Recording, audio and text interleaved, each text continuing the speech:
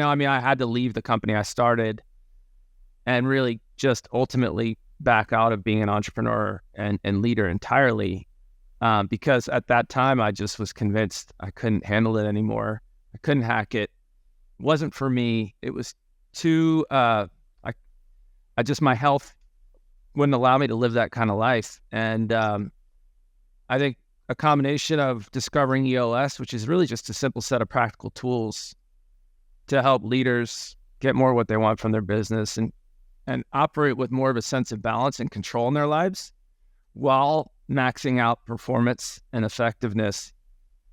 Between that and a lot of work that I then ultimately had to do, and really a reckoning to come back from the very bottom of the bottom. Those two things kind of happen in concert, and really that inflection point for me was almost simultaneous. Just like the downfall, kind of discovering EOS, deploying that in my business while I was really working on myself, was kind of the start of ascending back to a place in life where I feel healthy, energy, balanced, fulfilled, and getting everything I want from my business, the business part of my life as well.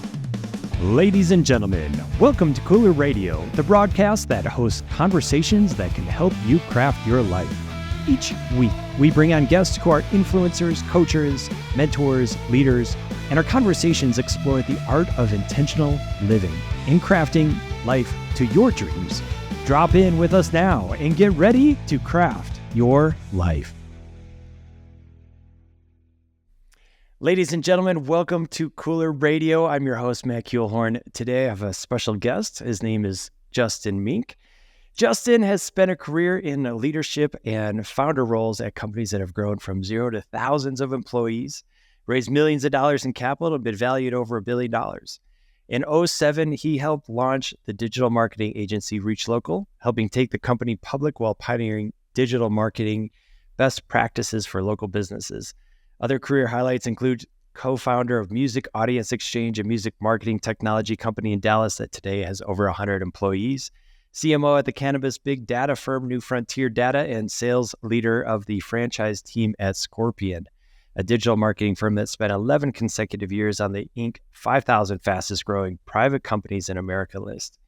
Today, as a certified entrepreneurial operating system, EOS implementer, that's a mouthful, he helps entrepreneurial leadership teams solve root problems and lead more effectively through a simple set of proven practical tools. He lives in Dallas, Texas with his wife, Kate, son, Jude, and a mystery mutt sack of potatoes named Cookies.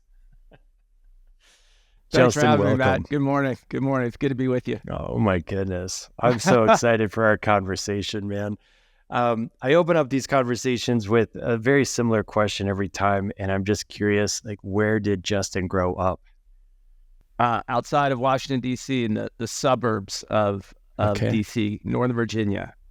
Were you Fairfax entrepreneurial County. as a kid? A little bit. Yeah. I was more into sports and school. I was a good student and a good athlete, but I did some little entrepreneurial things on the side. Yeah. I mean, really, the entrepreneurial bug didn't bite until I was in my 20s, but I had the early signs were there as a kid for sure. Yeah. I kind of think, at certain ages, we're all entrepreneurial, and then we almost learn our way out of it in some ways. Yeah. Well, it's so true.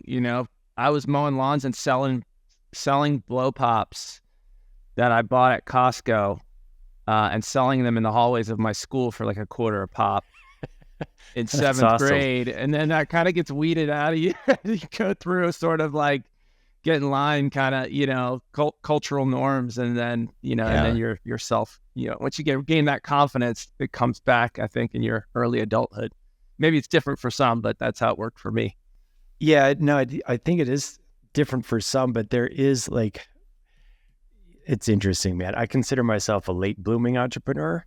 I had a number of LLCs, but I was playing the game of, call it society or school. I think I'm watching my children. I have a high schooler now and a middle schooler, and they're going through school. And to me, from my perspective, it's very obvious that the schools are training employees, and it isn't an entrepreneurial challenge or season, at least in this perspective. And I'm sure there's some different environments that might, bring that out. But, for me, I just went through my life and then I was like, okay, I'm going to go get the job. I'm going to get the benefits and whatever. And it wasn't until really my 30s that I started reaching into just bombing LLC after LLC until one took hold. Yeah, it's true. I mean, I think maybe younger generations are a little different, but I'm not sure how old you are. I'm solid Gen X, and we were kind of raised, to have the path was already set before us, right? The good corporate job, the benefits, it all was kind of laid out and decided on our behalf. So I think it might be a little different for the younger generations. There's a little bit of a different, the American dream is a little defined a little differently today than it was maybe when you and I were growing up. But yeah, it was kind of get in line and follow this path that's been kind of predetermined almost. Yeah, I'd agree with that. Justin, as I was, doing some research and exploring, part of your story is becoming an entrepreneur and just burning the end of, the candle at both ends to a point of exhaustion. In that scenario, I believe, tell me if I have this wrong, but that's really where kind of this introduction into EOS and putting this operating system in place came about. What are the parts in there? What are the real pivot pieces in there that, just had you open up your eyes and start crafting your life in a way that had a different intentionality than before? Yeah, well, pain is the great motivator, and a lot of the patterns and behaviors that all of us have are so deeply ingrained and hardwired that even the recognition of them still doesn't really help us change those patterns. And so for me, my entrepreneurial journey really kind of reached its sort of apex and its biggest crash almost simultaneously, because when I started this company in Dallas, I was working 80-hour weeks, and then to compensate for that level of stress and chaos, I was drinking a lot, right? And that's just circling the drain. And so anxiety, panic attacks, stress, probably some deep-seated depression underneath all of that too. Definitely, as I've come to discover over the years, as I've done a lot of work on myself. And all of that led to getting really sick and then being in denial about it. I got mono, Epstein-Barr virus. And for most people, it's like getting the flu for about 6 weeks and you recover and you're fine. But for me, it just was a cascading series of health effects until it got to a point where, and I'm condensing a 10-year journey into like a couple of minutes. I had to leave the company I started and really just ultimately back out of being an entrepreneur and leader entirely, because at that time I just was convinced I couldn't handle it anymore. I couldn't hack it. It wasn't for me. It was too, my health wouldn't allow me to live that kind of life. And I think a combination of discovering EOS, which is really just a simple set of practical tools to help leaders get more of what they want from their business and operate with more of a sense of balance and control in their lives while maxing out performance and effectiveness. Between that and a lot of work that I then ultimately had to do, and really a reckoning to come back from the very bottom of the bottom. Those two things kind of happen in concert, and really that inflection point for me was almost simultaneous. Just like the downfall, kind of discovering EOS, deploying that in my business while I was really working on myself, was kind of the start of ascending back to a place in life where I feel healthy, energy, balanced, fulfilled, and getting everything I want from my business, the business part of my life as well. That's amazing. I would imagine, I mean, I try to think of the listener and who kind of peeks into these conversations. And there are a lot of entrepreneurs, a lot of folks that likely are in the trades. And there is this perspective almost of the grind. And what's fascinating in your story, and I can relate to a bit, because there is a point where I started recognizing that it wasn't the amount of work. Like I could put in an 80-hour week and produce X, but then I would look across the field, and I've been blessed to be able to run with a really great network of business and entrepreneurs. And I'm like, there's another human. And, as I talk to them, they're a human. They have everything going on like I do in life. And yet their business is running at different levels that I'm aspiring to. And yet they're not putting in that 80-hour week. And to me, what I've started really recognizing it does come down to some of the internal work. Like we've got to do the heavy lifting within ourselves, beliefs, different constructs, break those down, change them, iterate them, but also a systematic approach to be able to really get the leverage in on a business and see what works. It's the truth. When I was coming up on my path in my career and as an entrepreneur, it was like right in the midst of the grind, the hustle culture. And I and a lot of other professionals and entrepreneurs sort of conflate and really kind of associate productivity and commitment with grind. And we wear it like a badge of honor.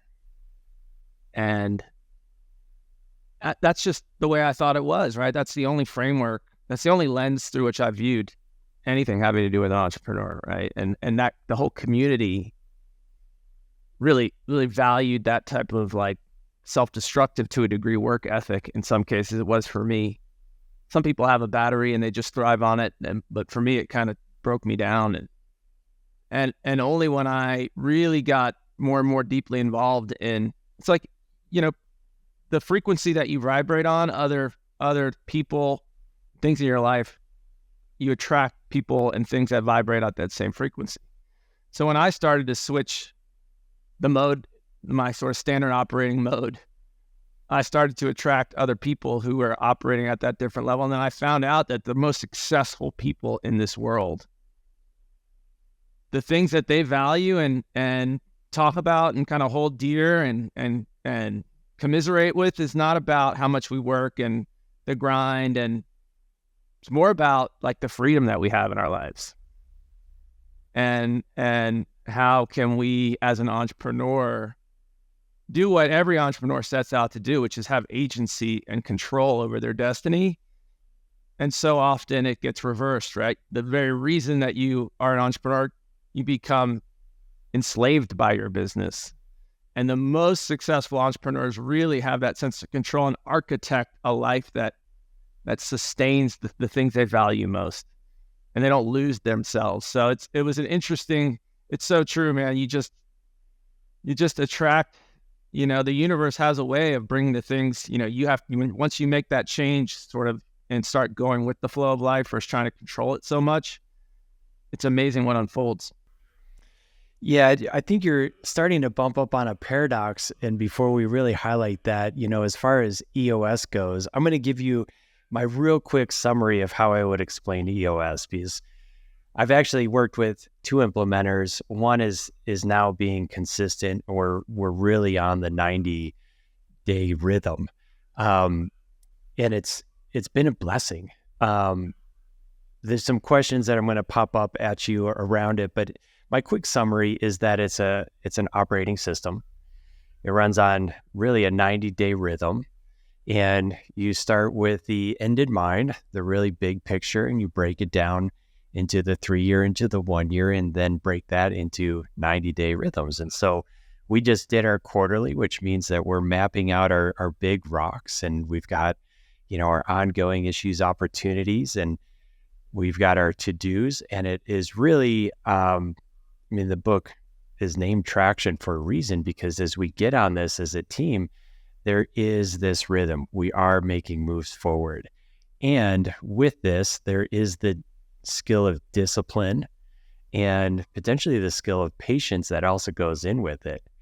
And the paradox that I would just highlight is with this system, it's adhering to kind of the rules of in the play of the game in order to realize the freedom.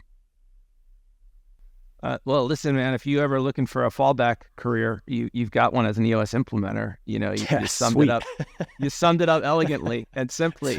Yeah, I mean, it is a simple set of proven practical tools designed to, at the end of the day, it's just to get everyone aligned on the vision of the organization, where you're going and how you're going to get there, making sure everyone feels like they're part of that story and they understand their role in helping you achieve it. They want to be on that journey with you, ensuring harnessing all the human energy in the company, all those arrows that typically are pointing in hundreds of different directions, getting them all pointed in one direction. So everyone's executing with discipline and accountability, kind of marching in the direction of your vision and creating healthy teams.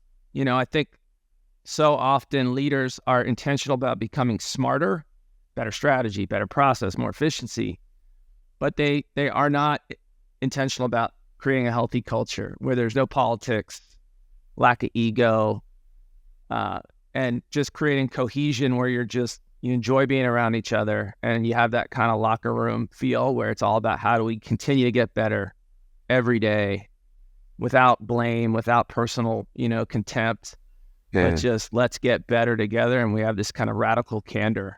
So that's what I loved about EOS when I discovered it. It's not theory. It's not even really motivational. It's just practical. Deploy these tools as a framework that can ultimately unleash, your entrepreneurial spirit and spirit of innovation in the most effective way possible. I love the term that you just threw out there, the radical candor. How do we foster that? How do we get that? So trust is at the foundation of it, right? Trust. High trust teams. A lot of teams, when teams don't trust each other, they enter into meetings and the real root issues never get surfaced because people are afraid to surface them and to voice their real opinions. And they shy away from the elephants in the room and the sacred cows that everybody knows about. And then over the course of months, and in a lot of cases, years, they just take root and become systemic and kind of toxic that leaks through the bloodstream of the system. And so high trust teams, and it really is kind of a cultural thing where everyone has to hold each other accountable for showing up in a way where there's kind of psychological safety. And when you have that trust, you do embrace the conflict, right? And when teams can really be honest and walk into a room knowing that anything being said is all about how do we get better, not about, we're detaching our egos and our identities from ideas. And we are listening like we're wrong and fighting like we're right? We're always just receptive, listening with the intent to understand. Then we can have conflict. When everybody says their peace of mind, then we can commit to the decisions that are being made. When there's commitment, there's accountability. And when there's accountability, there's results. That's the 5 dysfunctions of a team of Patrick Lencioni. Yes. Amazing kind of thought leader on all things team health. Yes. So as those things, any kind of link in that chain gets broken, the whole system falls apart. But when you have that foundation, it all flows from there. I love this. All right. So what have you seen as far as companies resisting a system like EOS? Like, why is there a potential resistance? A few reasons.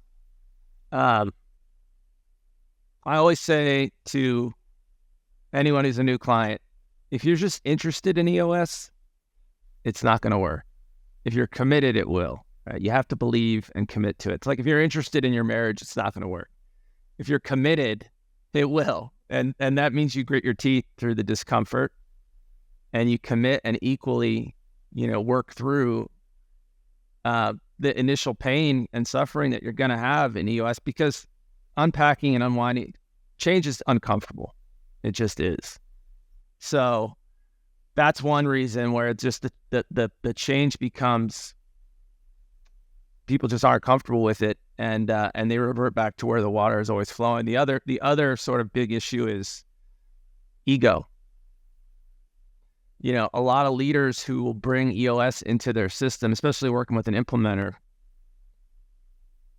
don't realize, or maybe haven't even been accustomed to this and throughout their career, that they're going to get held to the same standards as everybody else. And any kind of dysfunction in the team, regardless of where it comes from, is going to get smoked out. And, I've heard countless stories of leaders who bring in an EOS implementer, and that very leader who brought in the implementer thinking, okay, this is my guy or lady who's going to help, like, partner with me, that same leader gets kind of smoked out of the business or moved into a different seat, because everything is revealed, right? The light gets shined onto all the dark corners in the business. So, ego and resistance to change are probably the two biggest hurdles. Yeah. Have you seen many experiences where you've been brought in, or other colleagues of yours as implementers been brought in, and it just doesn't work? And does it come down to an ego thing, or is there other components where maybe, is there a place where EOS just isn't a fit? Yeah. Look, a target market EOS company, the types of companies that benefit the most from EOS, somewhere between 2 and 50 million in revenue, 10 to 250 employees, and entrepreneurial in spirit. Yeah. And so, it does work. I actually have clients that don't fit that market. I've got some that are smaller. I've got some that are a lot bigger, but that is really the target market. And I would say from an implementer standpoint, you've got to meet the client where they're at. If you bend too far, you risk breaking a client. So part of it is, there is quote unquote purity about deploying EOS and what people in my position are there to help our clients do. But we also have to acknowledge the realities of the client's dynamic and really meet them where they are and kind of bring them along at a pace that they can handle without tanking the whole effort. Sure. Yeah. Copy that. Circling back onto culture, it's curious to me. So I recognize, as a leader of Kooler, one of my main priorities is protection and building of culture. And that's been a very intentional piece of mine. And I see that pretty eyes wide open. And when you're referencing it within the EOS framework, like, how does an operational system add or build to culture? I guess, it defines, kind of answering the question at the same time, because, I think of culture in a couple different ways. One is, it's literally how we interact with each other. Like, that is culture. And then I could also define the culture as like it's like the worst behavior I tolerate. And I guess in EOS framework, like, because it is structured, and you mentioned the, smoking out different behaviors, like, it does get seen, and maybe that is bringing to light, that worst behavior. And then as a leader, I have to be able to discern, like, I can't tolerate that, or I do tolerate that. Yeah, I like how you phrase it. It's true. What you tolerate is what you endorse. And a lot of companies have just one example, probably the most obvious one is core values.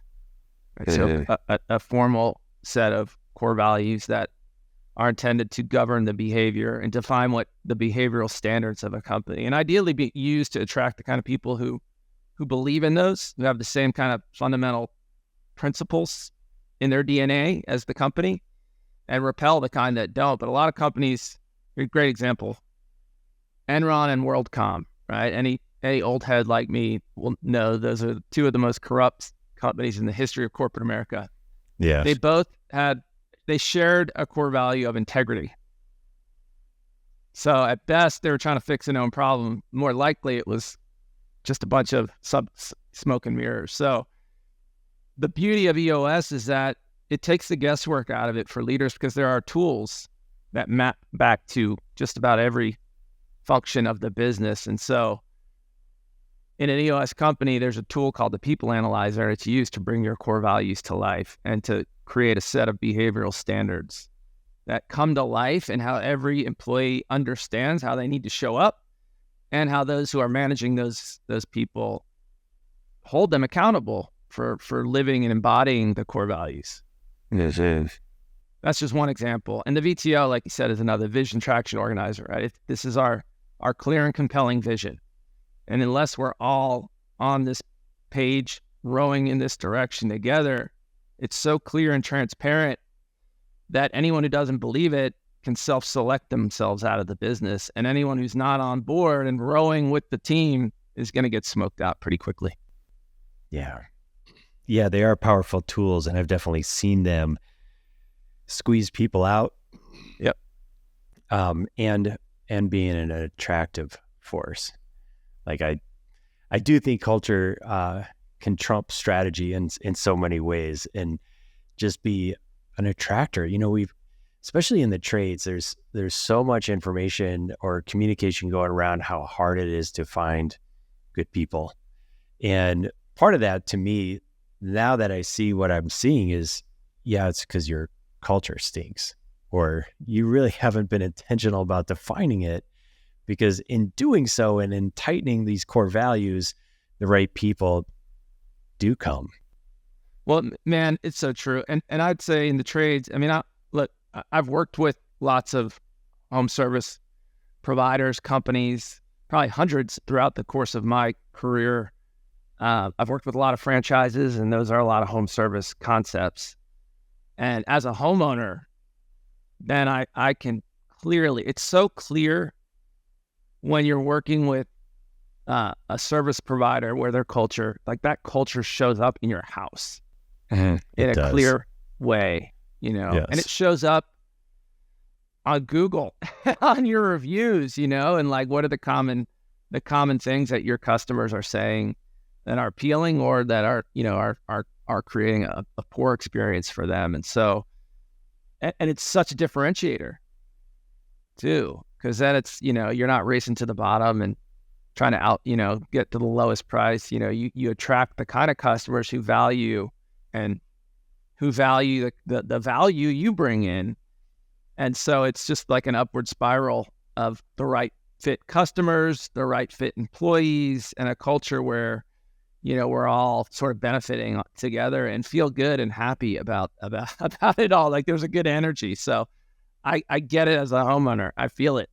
Yes. Okay, I love this. Let's go right there. If there is an owner of a trades company that is chiming into this conversation, and maybe they're a Gen Xer, maybe they're a boomer, and they've been running this thing for 20, 30 years. And I talk to a lot of business owners, and some folks are just like really in the way.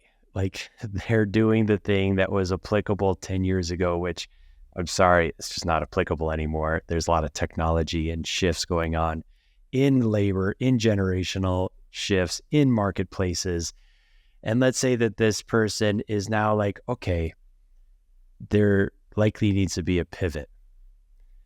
And they've been running whatever system for the last 20 years. Where do we start? Like, what's potential first steps? Is it engaging with an implementer? Is it committing? Is it conversations? Like, what would you say to that individual that might be like, okay, I think there is some need for change. I don't even know where to go from here. Yeah. This is going to sound harsh, but I mean it with love. Get out of your way, right? Delegate and elevate. So, I mean, that applies across the board to I think the very thing that fuels entrepreneurs and makes entrepreneurs the successful ones, that drive them, their commitment, their competency, their passion, their energy, and that battery, that often comes back to bite you, because you can't let go of the controls and trust other people to really take extreme ownership of the functions that they're responsible for in the business. And so the best thing, and leaders kind of know it too, they're their own worst enemy. Oh, I'm so busy and I can't do it, and I can't afford to hire anybody else, and nobody gets it or cares like I do. So you know what? I'm just going to have to do it. And that's just always going to keep you stuck, right? The only way to go through every business goes through an evolution. And then when you hit that growth ceiling, you can either flatline or fail, or you go through a revolution. And oftentimes that revolution means getting out of the way, delegating to people who you can trust to own it, and giving the autonomy and the trust and the freedom to go ahead and succeed, right? A platform. You empower, you don't enable. And the best leaders are the ones that create other leaders in the company, and do a great job of marshaling a team that respectively in their functional areas of responsibility know more than that, that head leader of the company. Yeah. I'm just putting this into my own framework, and that is one of the hardest things to do. It's like kind of, the parable of falling off the cliff, holding onto the vine, and letting go of the vine is, I think, one of my biggest challenges. Like, there's vulnerability in there, and with a system, at least then I can see where the accountability piece is and measure results, right? And that can be like, okay, this person is actually better at that than me. Good. And now I just am finding people to bring in and bring up. So the delegate elevate is really real. Very interesting. It's a scary place for a leader to be when they start ceding that control. But it ultimately, that's the pivot where leaders really experience the kind of freedom that they want, where entrepreneurs do experience that freedom. I mean, the most successful entrepreneurs that I've seen in my life are the guys or the ladies who are like, they've got a team and they're just like, and you can see the positive energy because they feel like they have a team they trust and is running the business, and they're almost like sitting there almost from the outside looking in, watching this team that they've carefully put together really win together. And they've just kind of orchestrated the whole thing. Yeah. In that scenario, for that leader, what are the skill sets that they're employing at that time? Yeah. Always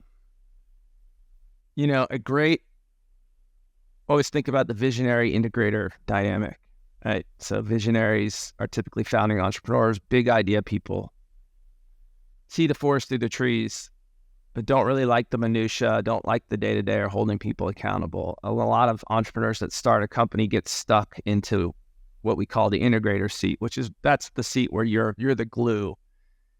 You're beating the drum, you're in charge of day-to-day execution. And so the best visionaries, the skill they bring is how to inspire, how to tell a story that is compelling, and brings people into the fold of a vision that everyone really believes in and wants to be a part of. And then is great at bringing the people in who can own the functions that they're responsible for. And really a great visionary kind of points the way. Here's where we're going, gets everyone excited and believing that we can achieve that. And then an integrator says, okay, here's how we're going to get there. That's cool. That's cool. Again, I'm putting it into perspective, and I tend to be, and I'm wondering where this is coming from now, but I think it's just coming from the grind, the hustle culture potentially of thinking that I need to go and do and be hands-on. And, if I have a successful day, then I've clipped off X, Y, Z task. And in this evolution, I do play a visionary, and that's where I naturally want to be. And so it's reconstructing what are the real value pieces. And it is coming around to culture, relationships, recruiting, some branding, some marketing. It is that inspiring piece. And that's a different day, right? Like maybe I'm not as physically ground down. Maybe it's a little bit more of a mental, engagement. It's just interesting. It's a change. Like it takes a lot of intention, because you can easily get sucked into the tyranny of the urgent, and and all these balls in the air and things coming across your you got this whiplash, and everything feels like it's pants on fire. And so it takes real discipline and attention so that what your zone of genius is, and that you can ensure that you're always spending your time operating in that zone of genius, which is where you contribute at your best and highest capacity. And it's what keeps your cup full. Yeah. And you have a duty to be operating there, because you cannot pour out of an empty cup. And when leaders get burned out, you walk into a meeting with your team with the scowl, and the energy of the dynamic of the whole team and the whole day is completely impacted by that. Yes. Yeah, I've seen that. I've been that guy. I've been that guy. Too. on more occasions than I dare to admit. Me too. All right, last real meaty question. And then I've got a fun one because of one of the images in the background. But the implementation. So self-implementation versus hiring an implementer. I mean, a good implementer is not inexpensive. However, I've seen just massive returns on doing that.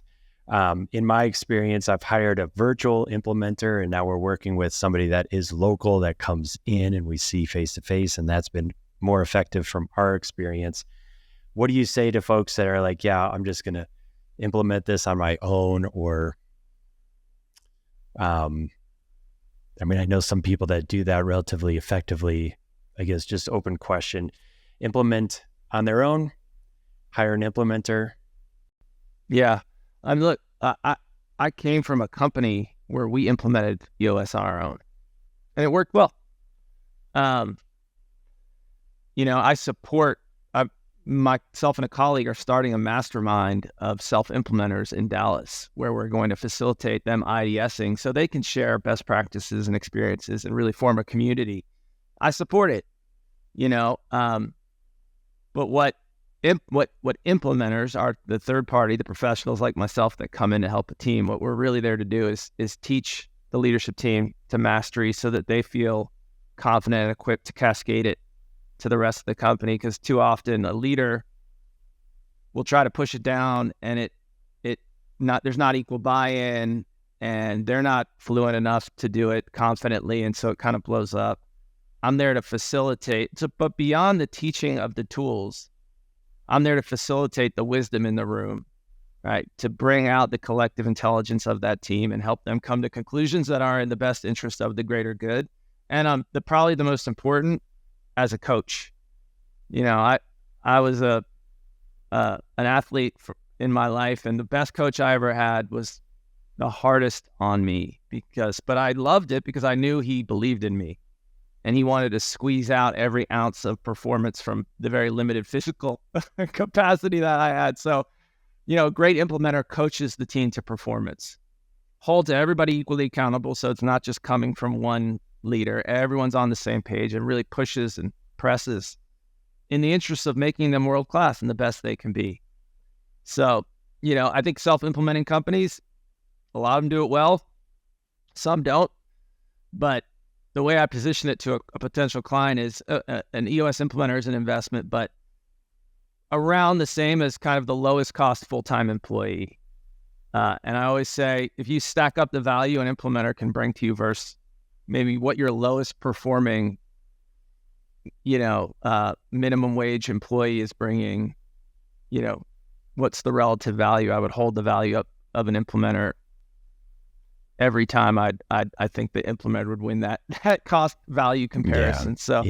But yeah, I would agree with that. I also think there's a key piece in a third perspective party simply pointing out some of the thorny stuff and coaching into the uncomfortable conversations, creating this container that is a safe place and nudging people into talking about the elephants and bringing up the stuff that might just be skirted over if I was to be left alone. Yeah, you can't be part of a system and at the same time understand that system, right? People are so close to the mirror.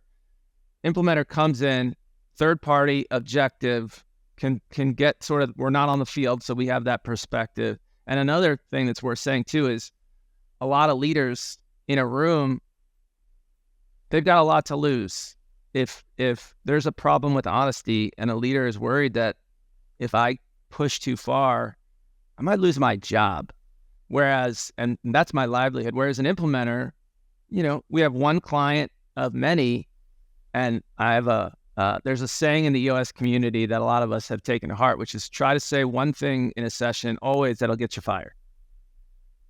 Because if we get fired, we can afford to take that risk because it's just one client. And if that client says sorry, then that's okay. So we have a level of courage and that just implicitly we can bring into that room that maybe the folks who are part of that team feel like they can't afford to express. Yeah, beautiful.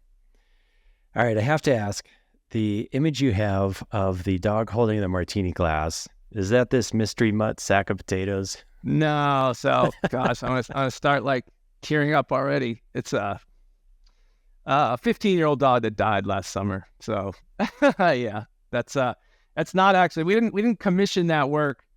But I just found it at an art fair, and I was like, oh my God, it's like somebody took our dog, little Titan, and like amazing, and like drew him up. So yeah, that's a ode to my old friend Titan.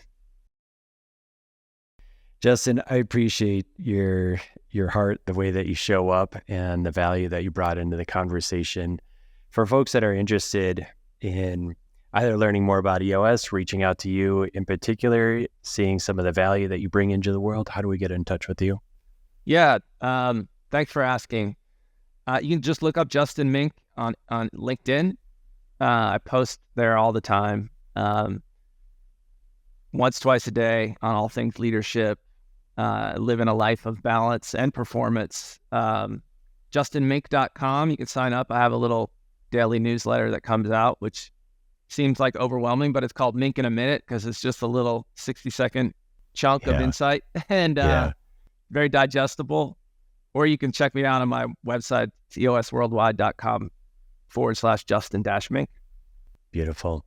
That email that you put out, Mink in a Minute, I think is one of the best that I've seen. And so thank you for doing that, because it does bring value. And that's really how I was introduced to you. And I'd be remiss if I didn't mention that. That feels, makes my day to hear that. I appreciate you saying that. Yeah, good, man. Justin, thank you so much for this conversation. Appreciate you.